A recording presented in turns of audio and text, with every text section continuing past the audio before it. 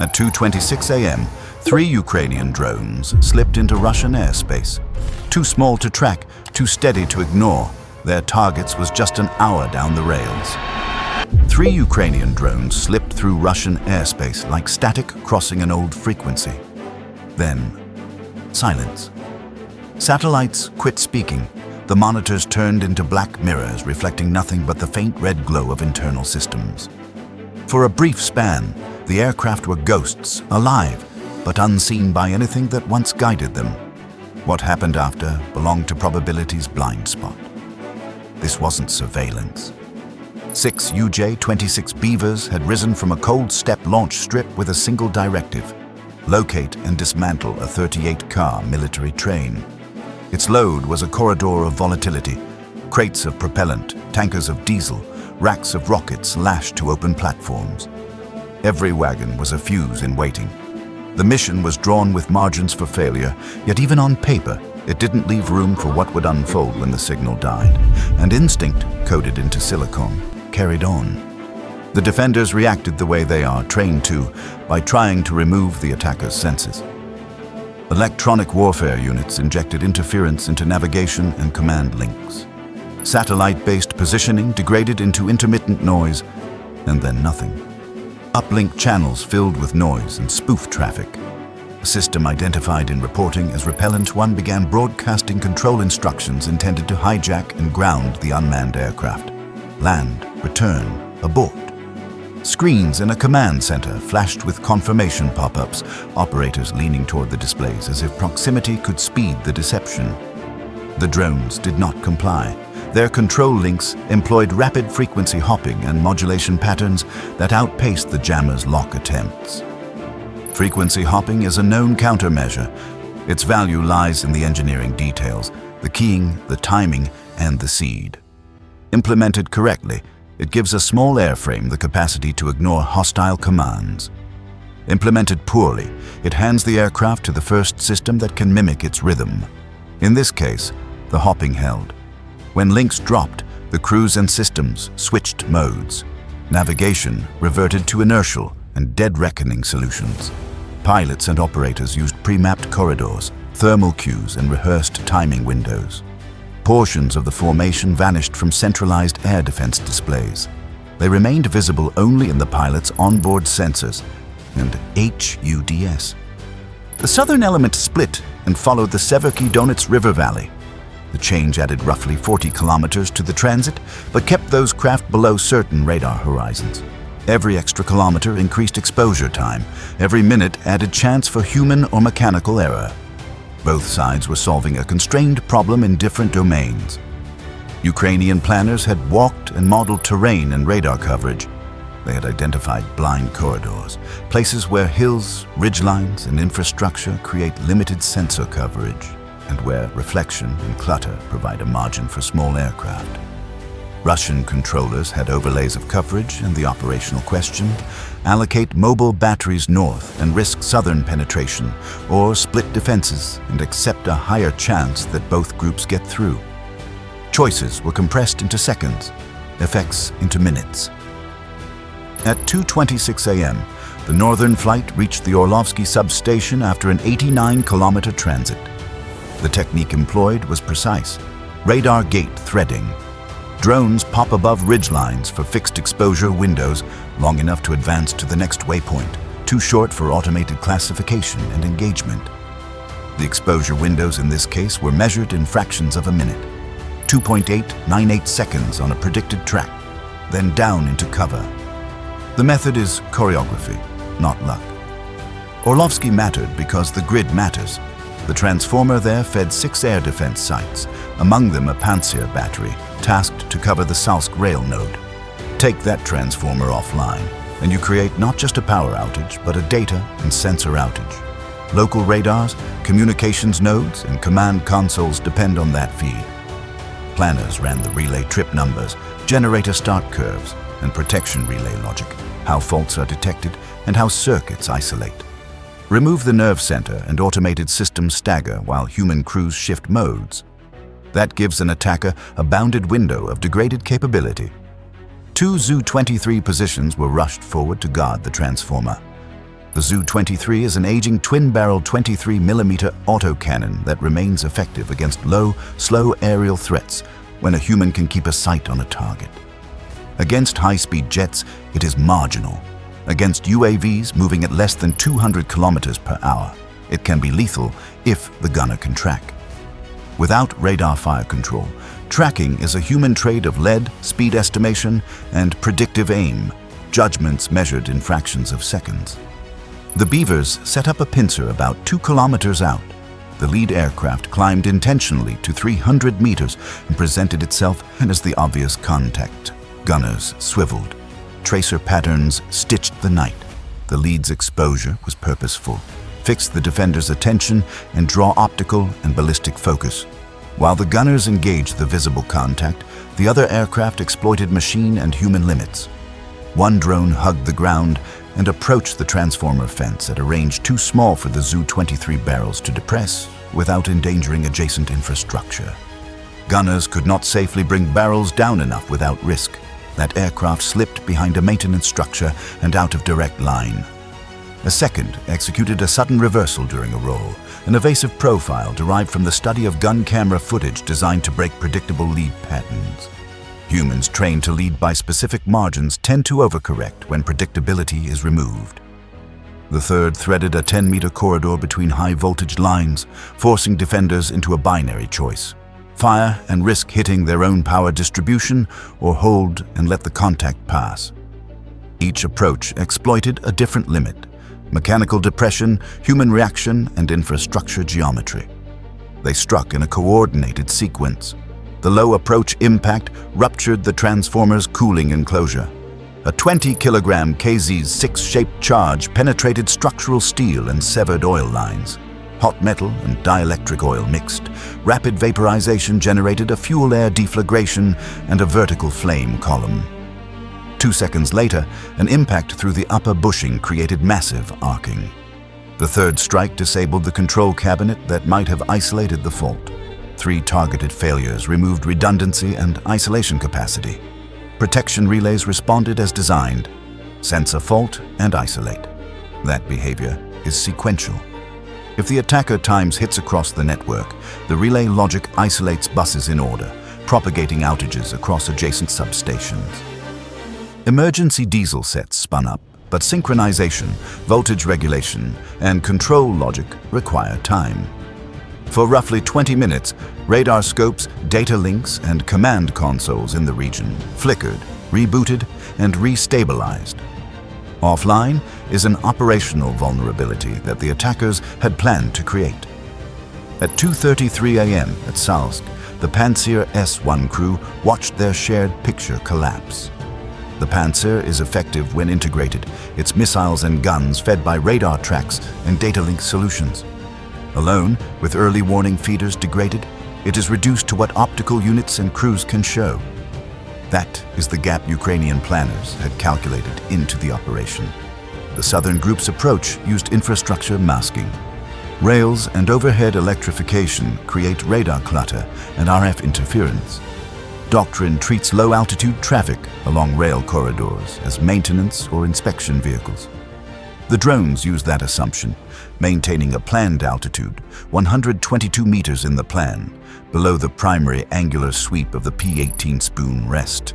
They remained under the main lobe until the final approach, relying on timing and on human schedules. At 2:30 a.m., the timing is linked to routine. Intelligence had noted the Pantsir crew shift change at 2:30 and a 10-minute handover routine that leaves the node transiently less cohesive. The drones timed arrival to intersect that slack. Routine creates windows, operations exploit them. They arrived in a loose formation, pilots monitoring one another on thermal feeds while inertial navigation and visual fixes, river bends, road junctions, overhead lines, replaced GPS. Without satellite fixes, these are simple, low-tech means, but under occlusio, they are effective. Each feature verified the next waypoint by sight. Seconds before the run, the lead pilot expected a set of rail lights to be visible at that phase. They were dark. Either the blackout had expanded or defenders had repositioned equipment.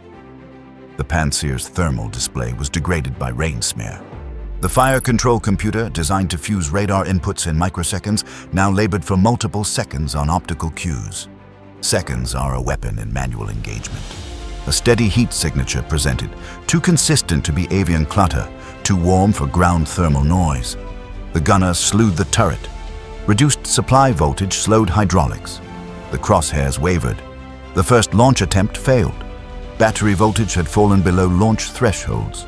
Operators engaged emergency bypass procedures, manual workarounds that exposed how brittle integrated systems are when they exceed operational assumptions. A second attempt cleared a 57E6 missile from its tube, but the missile's control model required mid-course corrections via a radio data link. That link died after roughly 400 meters. Without course updates, the missile flew its last commanded vector and passed above the targets. An expensive kinetic effort became a useless arc. The 3 drones reacted instantly and dispersed like a school of fish. Snap roll, diving jink, lateral displacement, maneuvers designed to force manual gunners to choose a single track. Human attention is single thread. One operator can hold one track at optimal performance. The thermal gunner followed the most conspicuous contact, the climbing drone. By the time the operator switched, another drone had taken cover behind a solid structure. 1 crew, 3 targets, degraded power. This arithmetic favors the attacker. Backup batteries are not designed to sustain continuous firefights. They reformed roughly 500 meters from the station. No radio chatter, no emissions. Coordination by onboard clocks. Synchronization without a signal. Silence, in this case, is coordination. By 2:41 a.m., 3 surviving UJ-26 Beavers converged on Salsk rail station. Thermal cameras, augmented by pilots' overlays, rendered the yard in high contrast. The locomotive's boiler and engine compartment red hot. Fuel cars displayed uniform external warmth. Ammunition cars appeared cooler under armored plating. The pilots carried targeting intelligence, manifest reads, carriage positions, and priority lists. These were deliberate aim points, not random strikes. They used offset echelons. Altitudes were staggered, approximately 50, 100, and 150 meters, forcing defenders to continuously recalculate lead for each approaching vector. Each altitude change imposes cognitive load on manual trackers. Each calculation consumes fractions of a second. The first drone executed a terminal dive into the locomotive's engine compartment. Its KZ-6-shaped charge is designed to penetrate structural metal. The charge ruptured fuel and hydraulic lines. The locomotive's mass and traction cannot provide a rapid escape. The struck point converted a mobile platform into an incendiary source. Diesel leaking and heating on hot surfaces. 6 seconds later, the second drone struck fuel car number 3, selected because its wind position favored driving burning hydrocarbon toward adjacent ammunition wagons. The shaped charge pierced the tank shell. Diesel began to flow. Diesel is not optimally explosive. It streams and burns. 60,000 liters leaking from a breached tank creates a moving pool that spreads under gravity, adhering to crevices and feeding sustained burn when ignited by hot metal, flame. The third drone targeted an ammunition car positioned to maximize sympathetic detonation potential. Penetration and applied heat initiated internal fires and small detonations. The car's internal geometry channeled blast and thermal energy to adjacent cars. Pallets of 152mm rounds are secured for transit, but packaging threshold temperatures and shock exposure ultimately determine survivability. Thermal exposure and shock waves triggered sympathetic events. The yard entered a cascading failure. Penetration produced fire, fire produced secondary detonations. Secondary detonations produced additional fires and shrapnel that damaged neighboring wagons and infrastructure. Rails warped under heating and blast loads. Rolling stock derailed in some locations due to understructure damage and coupled dynamic loads. The combined effect created a linear zone of destruction that a few small platforms had initiated. Narratives diverged in the aftermath. Official statements would later report dozens of drones intercepted or shot down. Eyewitness recordings, live streams, and later satellite overviews provided a contrary picture. a sustained smoke column, multiple detonations over time, and wreckage across several tracks. A governor's terse bulletin, 2 fuel tanks and a locomotive damaged, contrasted with wide-area visual evidence. Visual metrics and thermal signatures suggested more extensive damage than the minimal official account. The mechanism of success was not occult, it was methodical. Disable the detection and command nodes, then apply focused kinetic action at the supply node. The transformer outage amplified the drone's effects by degrading detection and weapon integration. The attackers exploited predictable human and doctrinal patterns, shift rotations, assumptions about rail corridor traffic, and mechanical limits of short-range weapons.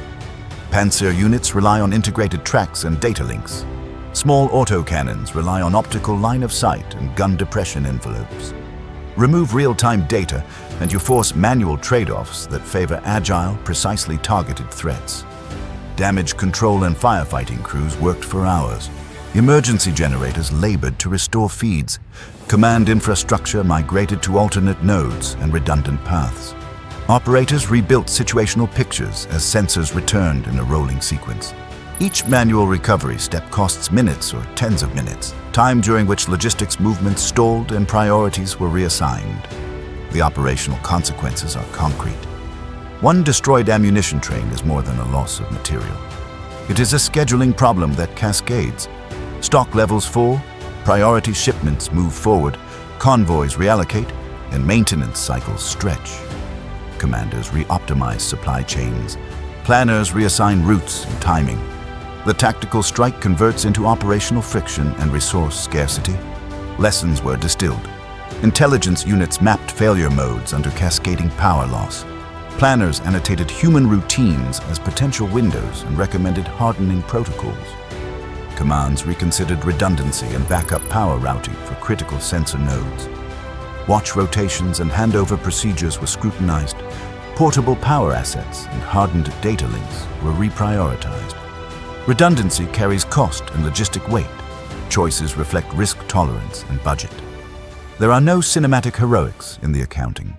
There was a method, small platforms, integrating analysis of seams, power, timing, human routine, infrastructure geometry applied to a chosen logistical node. Defenders acted within the doctrine and equipment envelope. Attackers exploited edges of integration. Debriefs were matter of fact. Pilots logged waypoints, exposure windows, interference signatures, and impact timestamps.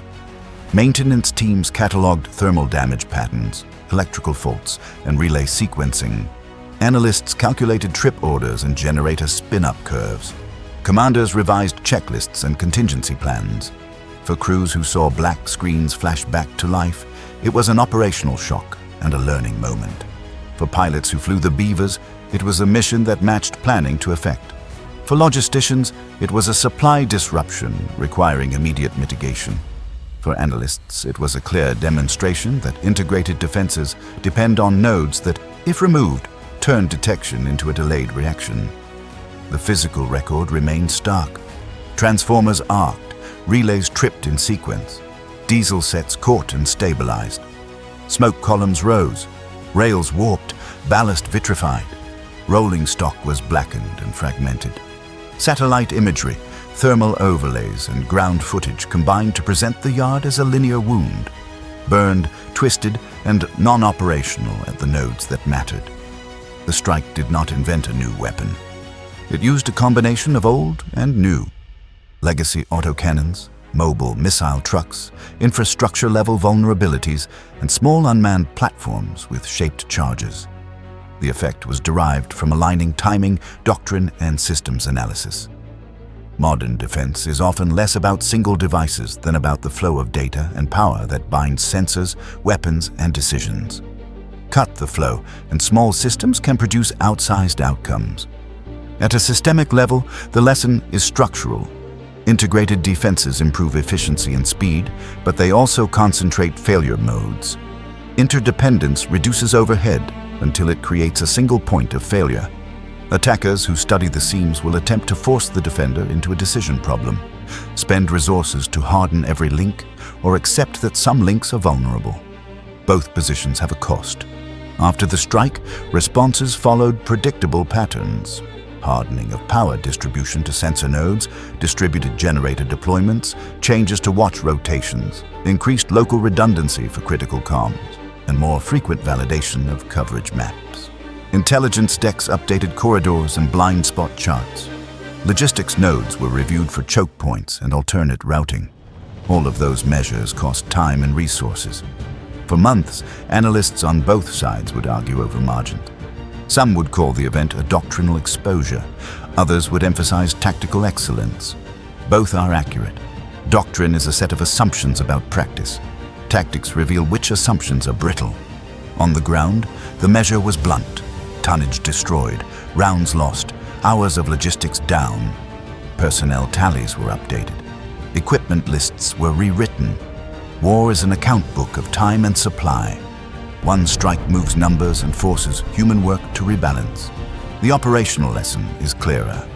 In integrated systems, the difference between full detection and tactical blindness can be the weakest node in the network. Find it, and small systems can achieve outsized results. If you want more operations broken down like this, then subscribe. Every mission has a story, and we're just getting started.